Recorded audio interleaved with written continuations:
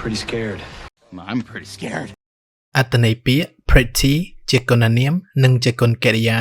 ជាគុណនាមពាក្យថា pretty មានន័យថាស្អាតឬស្រស់ស្អាតឧទាហរណ៍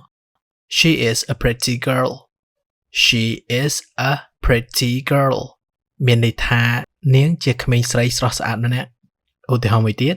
That is a pretty dress. That is a pretty dress មានន័យថានោះជារ៉ូបស្អាតមួយបើជាគុណកិរិយាវិញពាក្យថា pretty មានន័យថាដោយល្មមគ្រាន់បើក្នុងកម្រិតសមរម្យឬខ្លាំងតែមិនខ្លាំងពេកនោះទេឧទាហរណ៍ I'm pretty scared.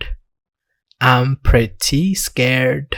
មានន័យថាខ្ញុំមានអារម្មណ៍ខ្លាចខ្លាំងមានន័យថាខ្លាចខ្លាំងមកល្មមមិនខ្លាំងណាស់ណានោះទេឧទាហរណ៍មួយទៀត He's pretty tall. He's pretty tall មានន័យថាគាត់មានកម្ពស់ខ្ពស់គ្រាន់បើឬខ្ពស់ខ្លាំងតែមិនខ្ពស់ខ្លាំងពេកនោះទេ